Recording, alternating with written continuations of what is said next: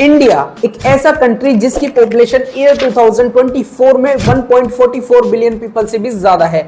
अगर देखा जाए तो इंडिया में 2024 के आंकड़ों के अकॉर्डिंग लगभग 144 करोड़ से भी ज्यादा की पॉपुलेशन है, यानी आबादी है। और इस आबादी के जहन में एक बात सबसे ज्यादा चल रही है, यानी एक सवाल सबसे ज्यादा है।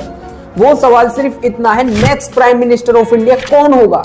कि राहुल गांधी अगले प्रधानमंत्री बनेंगे देश के, या फिर नरेंद्र मोदी एक बार फिर से जीत के तीसरी बार प्रधानमंत्री बनेंगे इंडिया के?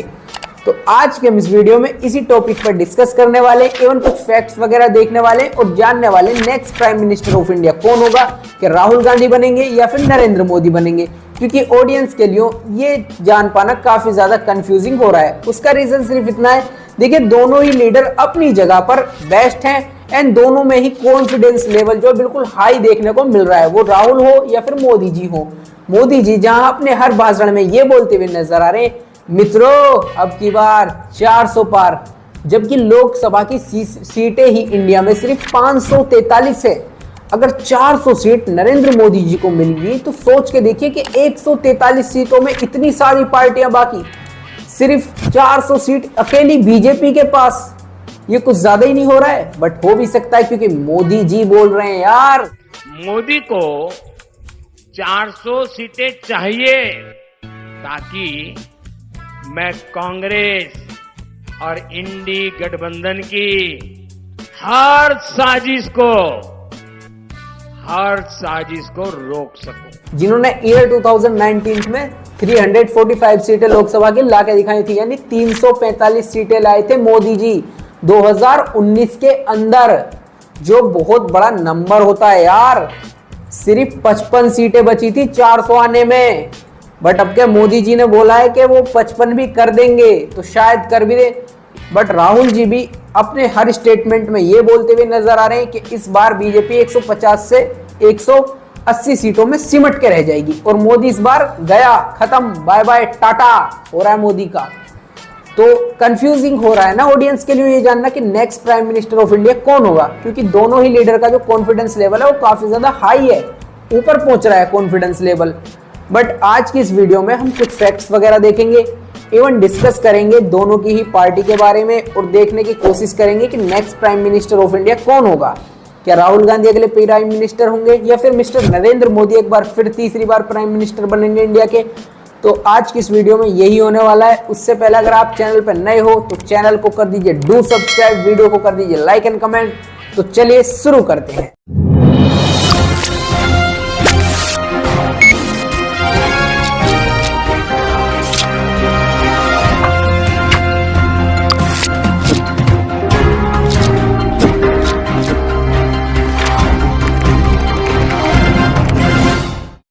तो शुरुआत करेंगे हम इंडिया के 2 बार प्राइम मिनिस्टर रह चुके मिस्टर नरेंद्र मोदी जी की स्ट्रेटेजीज के साथ। देखिए अगर मोदी जी की स्ट्रेटेजी जाननी है तो हमें ईयर 2014 में जाना पड़ेगा, जब उन्होंने पहली बार पीएम पद का इलेक्शन लड़ा था। देखिए अगर हम 2014 में जाते हैं तो उस टाइम पे बीजेपी पार्टी इतनी बड़ी स्ट्रॉन्ग पार्टी नहीं थी। बड़ी पार्टी तो थी, देश भर में जाना भी जाता था। इवन बीजेपी में 1-2 बार और लोग पीएम भी बन चुके थे। मेरे पास इसका क्लियर डाटा नहीं है, सॉरी मुझे माफ करना। मतलब बीजेपी में लोग पीएम भी बन चुके थे, बट बीजेपी का चेहरा उस टाइम पे इतना स्ट्रॉन्ग चेहरा नहीं था। बट जब बीजेपी ने मोदी जी को पीएम पद के उम्मीदवार के तौर पे खड़ा किया तो उसके बाद बीजेपी का चेहरा ही बदल गया। उसका रीजन सिर्फ और सिर्फ इतना था कि मोदी जी के जोश भरे भाषण, उनकी दमदार कैंपेन और उनके भाषण इस तरीके के होते थे कि लोगों को महसूस होता था मानो कि वो सब उनके साथ हो रहा है जो मोदी जी ने बोला है। जैसे मोदी जी ने अपने भाषणों में बोला था, मित्रों हम काला धन वापसी कराएंगे, हर एक के अकाउंट में 15-15 लाख रुपए डालेंगे। तो भाई गरीबों को ऐसा लगता था मानो मेरे अकाउंट्स में 15 लाख रुपए आ गए। बहुत से लोगों ने मेरी आंखों के सामने, मेरे घर के पास जितने भी आज के टाइम पे लोग हैं, उन घरों में इतने जीरो अकाउंट्स खुले थे ना कि मोदी जी 15 लाख रुपए डालेंगे, मोदी जी 15 लाख रुपए डालेंगे, मैं आपको बता नहीं सकता। तो ये सीन मैंने खुद देखा है, लिटरली गाइस, मजाक नहीं, मैंने खुद देखा है। जब मेरे घर के आसपास वाले, इवन मेरे घर में भी यार अकाउंट्स खुले थे जीरो वाले, मोदी जी 15 लाख रुपए डालेंगे। और दूसरा रीजन मोदी जी की रणनीति का मैं आपको बता दूं, जब उन्होंने पहली बार इलेक्शन लड़ा था तो मैं चाय के डब्बे में चाय बेचता था। मैंने बहुत गरीबी देखी है, इससे जो है ना क्या लोग कनेक्ट होते हैं। अब देखिए मैं आपको एक एग्जांपल दूंगा, आप समझने की कोशिश कीजिए। कोई भी हीरो है बॉलीवुड में, आप ऋतिक रोशन से उतना कनेक्ट नहीं कर पाओगे जितना आप शाहरुख खान या अक्षय कुमार से कर लोगे। उसका रीजन इतना है क्योंकि जब हम शाहरुख खान या अक्षय कुमार की मूवीज देखते हैं तो हमें ऐसा लगता है यार बंदा हमारे बीच से उठ के गया, मतलब यार इसने वो सब देखा है जो आज हम देख रहे हैं, इसने काफी ज्यादा फेलियर्स भी देखे, उसके बावजूद आज ये दोनों सुपरस्टार हैं। तो बिल्कुल सेम चीज राजनीति में भी होती है दोस्त। अगर राहुल जी यहाँ पर आते हैं और कहते हैं कि मैंने गरीबी देखी है, मैंने ये देखा है, मैंने वो देखा है, तो उसका कोई मतलब ही नहीं होता, नहीं वो ये चीज बोलेंगे। और लोग जो कनेक्ट करते हैं ज्यादा तभी कनेक्ट करते हैं जब आपके बीच से उठ के कोई गया हो और कुछ बन रहा हो। बट अगर जिसका बाप पहले से ही मानो बड़ा पॉलिटिशियन है, जिसकी दादी पीएम रह चुकी, जिसका पापा पीएम रह चुका, वो पीएम का इलेक्शन लड़ना आएगा तो आप उतना स्वीकार नहीं कर पाओगे।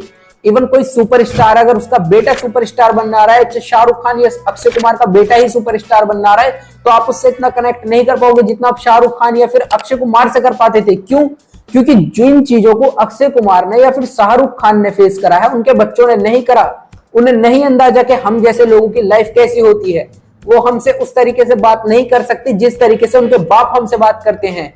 उनके बाप जिस तरीके के स्पीच देते हैं वो नहीं दे सकते। क्यों? क्योंकि उन्होंने उस तरीके की जिंदगी को नहीं जिया, उन्होंने स्ट्रगल नहीं किया, वो हमारे बीच से उठ के आम इंसान से एक बड़ी हस्ती नहीं बने। तो यही सेम फॉर्मूला मोदी जी ने अप्लाई किया। जब मोदी जी कहते हैं ना मैं बहुत गरीब घर से था मित्रों, तो ये मानिए लाखों करोड़ों लोग मोदी जी के इस एक स्टेटमेंट पे, सिर्फ एक स्टेटमेंट पे मोदी जी को सिंपैथी देते हैं और मोदी जी की साइड पे हो जाते हैं और मोदी जी को एक बहुत बेहतर इंसान मानने लगते हैं सिर्फ इस स्टेटमेंट पे कि मित्रों मैं बहुत ज्यादा गरीब था, मैं चाय के डब्बों में जाता था, इवन चाय वगैरह बेचता था। सॉरी यार अगर यहाँ पर कोई मोदी जी फैन या फिर राहुल गांधी जी फैन ऑफेंड हो रहा हो तो मेरा कोई इरादा ऐसा नहीं है कि किसी को ऑफेंड करूं, बट रियलिटी दिखानी भी तो जरूरी है ना यार।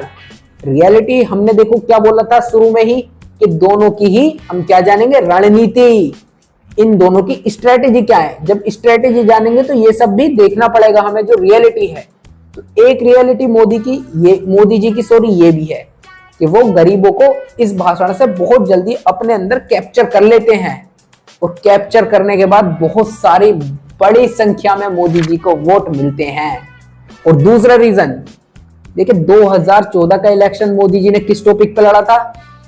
मैं काला धन वापसी लाऊंगा, ये काला धन वापस आना चाहिए, ये चोर लुटेरों से एक एक रुपया वापस लेना चाहिए, हिंदुस्तान के एक एक गरीब आदमी को मुफ्त में 15-20 लाख रुपए यूं ही मिल जाएगा। फुल कॉन्फिडेंस से जोश जगह के अंदर जनता के अंदर, ठीक है मोदी जी जीत गए। दूसरा 2019 का चुनाव मोदी जी ने किस टॉपिक पर लड़ा था?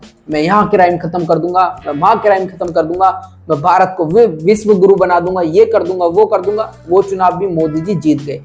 बट ईयर 2024 का चुनाव का विकास से और क्राइम से कोई लेना देना ही नहीं है। एक और बार सॉरी बोलना चाहूंगा अगर यहाँ पर कोई मोदी फैन ऑफेंड हो रहा हो तो, बट रियलिटी में इस ईयर 2024 के चुनाव का विकास एंड क्राइम से कोई लेना देना ही नहीं है। ये चुनाव लड़ा जा रहा है सिर्फ इमेज पे। किस तरीके की इमेज? भगवान वाली इमेज। मोदी जी की पार्टी के या उनके कार्यकर्ता इवन जितने भी हैं उन्होंने मोदी जी के आज के टाइम पे जो इमेज क्रिएट कर दिया ना दोस्तों, एक भगवान वाली। आपको मैं वीडियो देखो, आप स्क्रीन पर आगे चल रही होंगी, किस तरीके की वीडियो आएंगी। बहुत किया है, हमको मोदी चाहिए। मोदी हमारा पति, हमारा भाई, हमारा बाप, हमारा गुरु है। माननीय मोदी जी एक अवतार के रूप में है जी। ये असाधारण प्रतिभा है जी। इनका मुकाबला कोई नहीं कर सकता जी। अगर वो चाहें तो जब तक उनका जीवन है तब तक वो प्रधानमंत्री रहेंगे। ये अक्कलवादियों से वो प्रधानमंत्री पद से हटने वाले नहीं है और ना कोई दूसरे व्यक्ति आने वाले। मोदी जी भगवान के अवतार हैं, उन्हें भगवान ने पृथ्वी पर भेजा है। वो जब तक चाहेंगे इस भारत देश पर राज करेंगे। आपने ये सब वीडियो देख ली, तो अब आपको ये देखने के बाद क्या महसूस हुआ? जब लोग मोदी जी को भगवान मान चुके हैं, उनसे कुछ पूछने को ही तैयार नहीं है, तो फिर वोट क्यों नहीं देंगे उन्हें? मोदी जी के टक्कर में खड़ा होना भाई साहब बेवकूफी है अगर ऐसे लोग पूरे भारत के हो गए तो।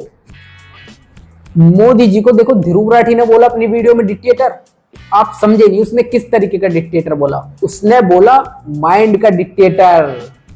काय का माइंड का डिक्टेटर, यानी अपनी ऐसी इमेज क्रिएट कर दो, ऐसा बज़ बना दो लोगों के बीच में, ऐसे टॉपिक ला के डाल दो मतलब ऑडियंस के बीच में, जनता के बीच में, जिससे जनता आपको भगवान मानने लगे। और एक जो टॉपिक मोदी जी के पास सबसे बड़ा है इस टाइम, मोदी जी ने राम मंदिर बनवाया, जिसका मसला सालों से नहीं सॉल्व हो रहा था, मोदी जी ने वो एक मंदिर बनवाया।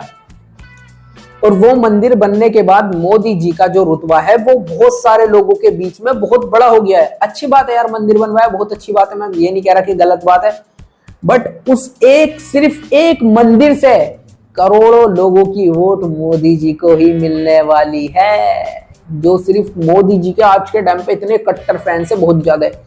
एक टाइम हुआ करता था जब सिर्फ फिल्म स्टार के ही मतलब कल्ट क्लासिक फैंस हुआ करते थे, जो उनके लिए जान दे देते थे या कुछ भी करते थे, मतलब पॉलिटिक्स के इतने कल्ट क्लासिक फैन नहीं हुआ करते थे लोग। बट ये वाला एरा जो चल रहा है ना इस टाइम वाला 2000s वाला, इसमें पॉलिटिशियन के भी इतने कल्ट क्लासिक फैन हो रहे हैं, जैसे कि शाहरुख खान, अक्षय कुमार, सलमान खान के होते हैं ना, या फिर साउथ एक्टर्स के, उस तरीके के ही फैंस आज के टाइम पे पॉलिटिक्स में भी है। और मोदी जी के फैंस ऐसे हैं जो किसी की जान ले भी सकते हैं मोदी जी के लिए, एंड मोदी जी के लिए अपनी जान दे भी सकते हैं, वो बिल्कुल नहीं कतराएंगे अपनी जान देने में, ऐसे कल्ट क्लासिक फैन है। और देखिए मोदी जी आज के टाइम पे फुल कैंपेनिंग करने में लगे पड़े हैं, वो बड़े बड़े इंटरव्यू दे रहे हैं, इवन मोदी जी बड़ी बड़ी अपनी रैलियां निकाल रहे हैं, इंस्टा पे सोशल मीडिया का भी भरपूर उपयोग कर रहे हैं हमारे पीएम नरेंद्र मोदी जी, जो 2 बार पीएम रह चुके हैं, तीसरी बार अभी देखते हैं इस वीडियो में रहेंगे या नहीं रहेंगे। देखिए इंस्टा से लेके Facebook, WhatsApp, Twitter, Google, YouTube, हर जगह आपको पीएम नरेंद्र मोदी जी देखने को मिल जाएंगे। और अगली हम रणनीति देखें नरेंद्र मोदी जी की क्या है, तो देखिए कुछ लोग, कुछ परसेंटेज में 40 या 25% लोग ऐसे होते हैं जो वोट का डिसाइड ही नहीं करते कि किसे देनी है, वो जब इलेक्शन पास आता है तभी सोचते हैं कि इसको वोट देनी है। और इसको वोट देने का जो बज़ है वो उस ऑडियंस के दिमाग में, आपको पता है कैसे पैदा होता है, उसे पैदा करने का सिर्फ एक ही चीज है, एक ही रीजन है जिससे आप उस ऑडियंस के दिमाग में अपना बज़ पैदा कर सकते हो। वो मैं आपको बताता हूँ। देखिए जब आप कहीं जाते हो, आपको पोस्टर वगैरह किसी के दिखते हैं, तो आपको ऐसा नहीं लगता कि यार इसका नाम तो बहुत बड़ा है, जब आपको हर जगह सुनने को मिला है किसी भी बॉलीवुड स्टार का नाम, या उसकी मूवी इतनी बड़ी हिट होगी, ये हो गया, वो हो गया, वो हो गया, स्टेटस वगैरह उसके आने लगे, उसकी पीएनए टीम बहुत काम कर रही है, मतलब उसके ही स्टेटस, आपके इंस्टाग्राम उसके स्टेटसों से भर गया, तो आपके दिमाग में वो चीज भर जाएगी और आपका दिमाग उस चीज को कैप्चर कर लेगा। इवन अकेले में भी आप लोग उस टॉपिक से रिलेटेड ही सोचने लगोगे कि यार मतलब इस बंदे की मूवी कितनी बड़ी सुपरहिट हुई। एक और देखिए मैं आपको एग्जांपल देता हूँ, जैसे मुकेश अंबानी जी हैं, उन्होंने अपने बेटे का रोका वगैरह जो भी किया था, प्री वेडिंग, शायद प्री वेडिंग की थी अनंत की जामनगर में, तो उन्होंने 1000 करोड़ रुपए इन्वेस्ट किए थे, ठीक है। तब उन्होंने अपनी पीएनए टीम को इंस्टा पे इतने तरीके से एक्टिव करवा दिया, इतने अकाउंट्स बनवा दिए एंड इतना प्रमोशन करवाया, बड़े बड़े बॉलीवुड सेलेब्स को बुलाया, उनकी स्टोरियों में देखने को मिला, बड़े बड़े न्यूज चैनल को बुलाया, उनकी स्टोरियों में मुकेश अंबानी जी की वेडिंग देखने को मिली। तो उसके बाद हर किसी की जुबान पे सिर्फ और सिर्फ अनंत की वेडिंग थी, भले ही कोई अनंत को पहले नहीं जानता हो, बट जब अनंत को देखा, उसकी शादी को देखा, तो लोगों के दिमाग में आने लगा यार शादी हो तो अंबानी जैसी हो, क्या बंदा है। कितने लोग तो मुकेश अंबानी जी के खामोखा में फैन बन चुके होंगे कि यार भाई इनने तो तीनों खानों को नचा दिया, पूरे बॉलीवुड को नचा दिया, अंबानी के सामने कुछ नहीं। तो ये एक इमेज क्रिएट करना होता है। इस तरीके की स्ट्रेटजी हमारे देश के 2 बार पीएम रह चुके नरेंद्र मोदी जी भी अपनाते हैं। देखिए नरेंद्र मोदी जी इतना अपना टीवी पे ऐड देते हैं, बहुत ज्यादा ऐड आते हैं नरेंद्र मोदी जी के। इवन आपको जगह जगह नरेंद्र मोदी जी के बड़े बड़े पोस्टर देखने को मिल जाएंगे, बैनर देखने को मिल जाएंगे, व्हाट्सएप पर नरेंद्र मोदी जी के द्वारा भेजे गए मैसेज आपको देखने को मिल जाएंगे, जो उनकी टीम वगैरह काम करती है। इवन उससे अलग Facebook, Insta, Google, Twitter, Thread, हर जगह पीएम नरेंद्र मोदी जी आपको देखने को मिल जाएंगे। तो एक ये स्ट्रेटेजी उनकी है, जिससे करोड़ों लोग एक घेरे में आ जाते हैं कि यार ये बंदा कुछ ज्यादा ही ऊपर है, अगर हम इसे वोट नहीं देंगे तो फिर बेकार है। क्योंकि जब चल ही रहा है तो किसी और को वोट देना बेवकूफी है। बहुत से लोग ये सोचने लगते हैं ना कि जब जीतेगा वो तो हम किसी और को वोट क्यों दें। उन्होंने अपनी एक स्ट्रेटेजी ये भी तो बना रखी है, अब की बार 400 पार। विधानसभा की सीटें ही सिर्फ 543 है, जिसमें से 400 सीटें पीएम नरेंद्र मोदी जी मांग रहे हैं। यानी कि 143 विधानसभा लोकसभा की जितनी भी सीटें हैं ना, उसमें जितने भी कैंडिडेट्स हैं सबको मिलेंगी, जितनी भी अन्य पार्टी हैं सबको मिलेंगी। तो आप सोच के देखिए बंदा कितना ऊपर लेवल का गेम खेल रहा है। अगर आपको कुछ भी क्रिएट करना है ना, कुछ बनाना है, कुछ करना है, तो पहले आपको सब बोलना होगा, बोल बोल के लोगों को बताना होगा कि हम कितने स्ट्रोंग हैं, हम ये कर देंगे। कुछ लोग पहले आपके ऊपर शायद हंसे, बट जितने अगर आपके ऊपर 100 लोग हंस रहे हैं ना, अगर आप अपने काम को कंटिन्यू कर रहे हो, आपका थोड़ा थोड़ा काम भी होता हुआ दिख रहा है, तो उन 100 में से 70-80 लोग कंटिन्यू या फिर 50 लोग आपकी तरफ आएंगे ही आएंगे। ये कहना कि ये वो काम को कर देगा जो इसने बोला है। तो नरेंद्र मोदी जी का बोलने का रीजन सिर्फ इतना ही है कि मोदी अब के 400 पार, ताकि एक इमेज क्रिएट हो, लोगों के दिमाग में बस बने कि नरेंद्र मोदी तो अब के जीत के ही मानेगा, इसे कोई नहीं हरा सकता। हम भी अपना वोट मोदी को ही देंगे, किसी और को अगर वोट देंगे हम तो वो बेवकूफी होगी, क्योंकि जीतेगा इस बार मोदी ही। तो मिस्टर प्राइम मिनिस्टर 2 बार रह चुके नरेंद्र मोदी जी की ये स्ट्रेटेजियां हैं जिनकी वजह से वो इस बार अच्छी सीटें ला सकते हैं। देखिए हम इस चीज पे फाइनल वीडियो में ही डिस्कस करेंगे कि दोनों में से ज्यादा चांसेस जीतने के किसके हैं। तो मैंने आपको अभी स्ट्रेटेजी बता दी, अब चलते हैं राहुल गांधी जी की स्ट्रेटेजी के ऊपर। तो चलिए वहां भी चलते हैं। अब बात करते हैं मिस्टर राहुल गांधी जी की स्ट्रेटेजीज के बारे में। देखिए राहुल गांधी जी का जो मैंने बोला था आपको, एक शुरू में चीज बोली थी वीडियो में, आपको याद होगा कि भाई जिसका बेटा अगर कुछ बनने आ रहा है तो आप लोग उससे कनेक्ट नहीं कर पाओगे। बट राहुल गांधी जी ने उसका भी तोड़ निकाला। तोड़ क्या निकाला राहुल गांधी जी ने? देखिए अगर राहुल गांधी जी दूर से बैठ के बोलते रहते कि भाई मुझे एहसास है आप लोगों की जिंदगी कैसी है, आप लोग कैसे रहते हो, तो ज्यादातर लोग पता है क्या बोलते? लोग यही बोलते भाई तुझे क्या एहसास, तूने गरीबी बचपन से देखी नहीं है, तू एक बड़े घर में तूने आंख खोली है, तेरा बाप प्रधानमंत्री रह चुका, इवन आपकी दादी भी पीएम रह चुकी है देश की, इंदिरा गांधी जी, और आपकी दादी जी ने तो पूरी डिक्टेटरशिप ही लागू कर दी थी इंडिया के ऊपर, उसे कैसे कैसे हटाया गया। इवन तूने तो बहुत अच्छी जिंदगी गुजारी है, तू बचपन में ही विदेश पढ़ के आया, तो तू हमारे दर्दों को कैसे जान लेगा। बट राहुल गांधी जी ने इसका तोड़ पता है क्या निकाला? उन्होंने अपनी यात्रा शुरू करी, भारत जोड़ो यात्रा।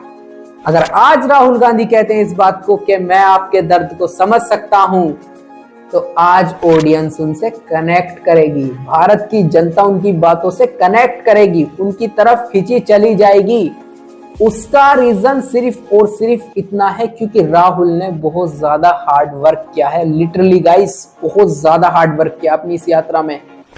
हमें जैसा फोन पे देख के लगता है ना कि यार चल ही तो रहा है बस, क्या है भाई, जब बंदा जाता है ना लाखों लोगों की भीड़ के बीच में, तो भाई गर्मी में, धूप में, जाड़े में, सर्दी में उसके दिमाग का संतुलन बहुत बुरा बिगड़ जाता है।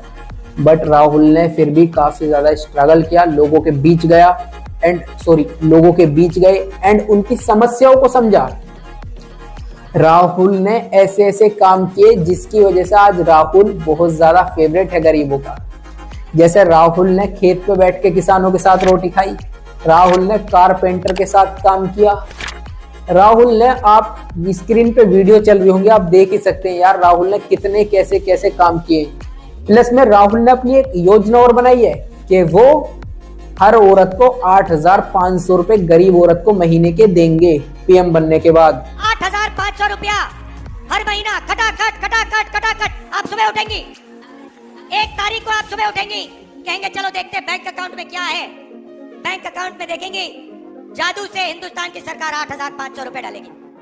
तो इससे भी गरीब जो ज्यादा कनेक्ट कर पा रहे हैं ना आज के इलेक्शन में, अगर हम देखें तो वो मोदी जी से ज्यादा राहुल गांधी से कर पा रहे हैं। सॉरी यार यहाँ पर कुछ मोदी जी फैंस ऑफेंड हो सकते हैं, बट मेरा कोई ऐसा रीजन नहीं है कि मोदी जी के फैंस को ऑफेंड करना है या फिर राहुल गांधी के फैंस को ऑफेंड करना है या फिर किसी को सपोर्ट करना है मुझे राहुल को या मोदी जी को। नहीं यार, तो सच्चाई है बस वो बतानी है।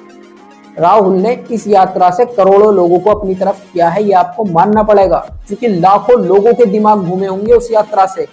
इवन उसके बाद सोशल मीडिया पे जो राहुल की वीडियो भी देखी है ना भाई लोगों ने, कारपेंटर बनते हुए, गरीब आदमियों से गले मिलते हुए, कोई सिक्योरिटी नहीं, सिक्योरिटी को हटा देना जब गरीब उनसे गले मिलने आना है। मतलब वैसे तो सिक्योरिटी चल रही थी, बट जब गरीब आदमी उनसे गले मिलने आना है बड़ी इच्छा के साथ, तो सिक्योरिटी को हटा देना और उसके गले मिलना, ये भी अपने आप में ही एक बहुत बड़ी क्वालिटी होती है जो हर किसी पॉलिटिशियन में नहीं पाई जाती, जो राहुल गांधी में पाई जाती है। और प्लस में राहुल गांधी जी ने अपना जो लेवल है ना इस टाइम बढ़ा दिया है। जैसे राहुल गांधी जी की जो इमेज क्रिएट हुई थी एक पप्पू वाली, वो किसकी वजह से हुई थी?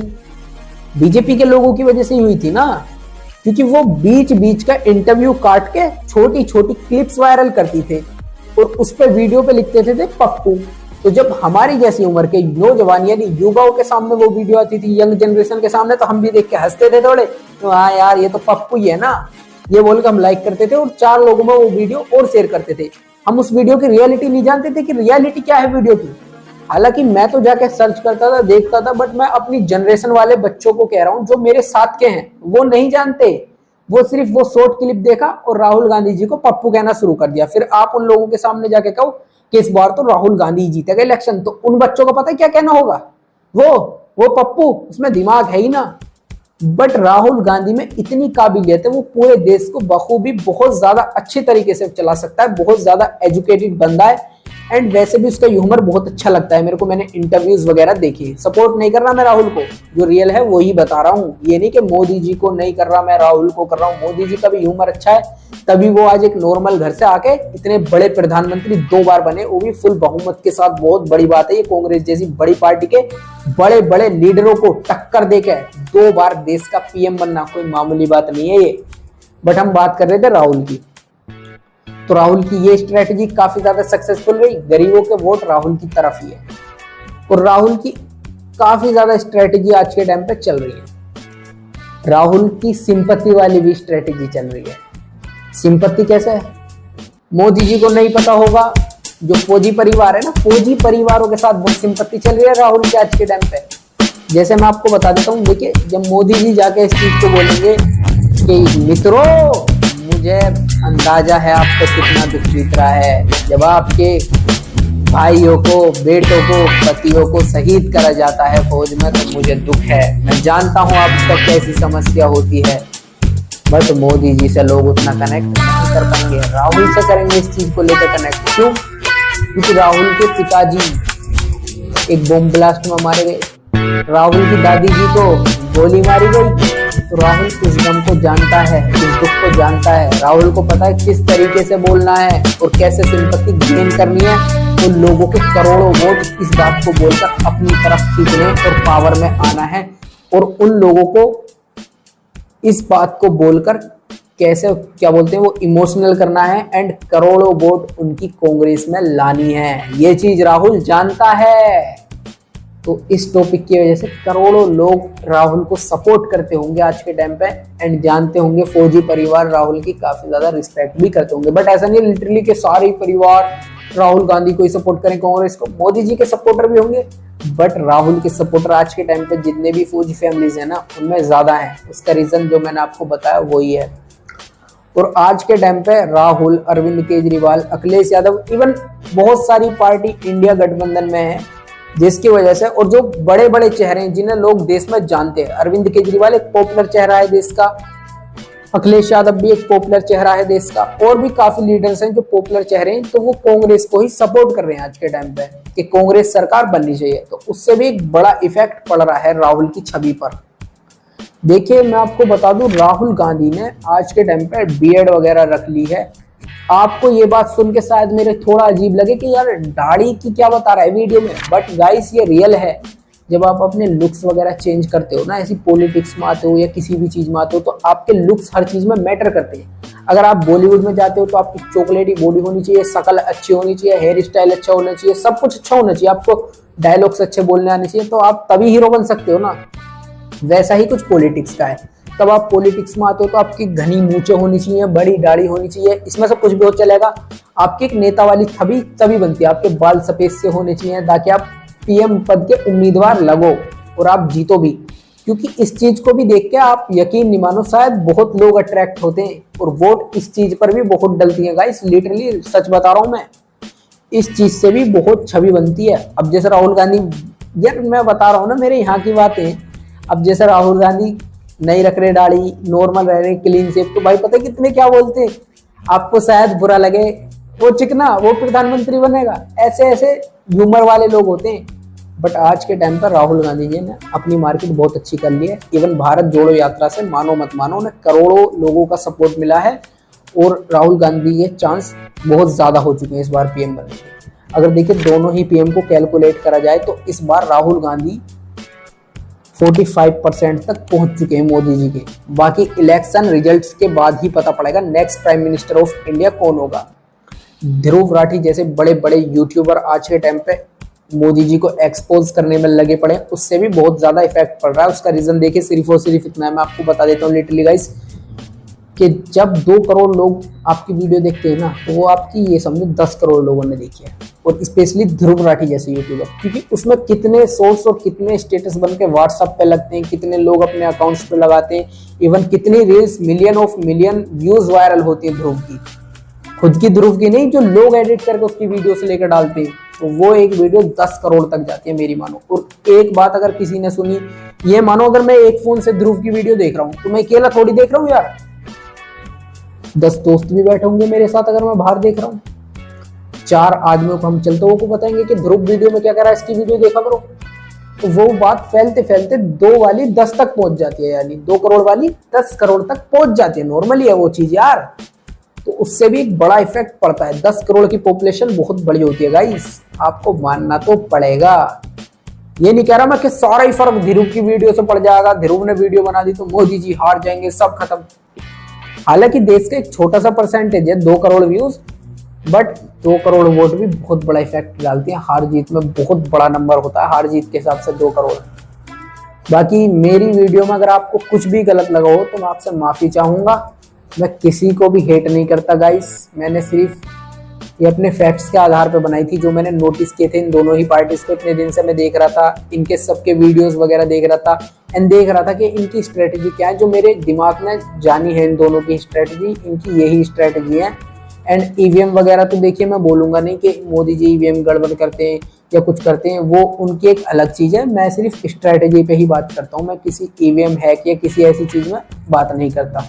वो भाई अगर ईवीएम हैक करते हैं तो कांग्रेस खुद देख या जो भी पार्टियां वो खुद देखें, इस चीजों से हमें कोई मतलब नहीं, हमें सिर्फ स्ट्रेटजी से मतलब है, जो हमने आपको इस वीडियो में बता दी।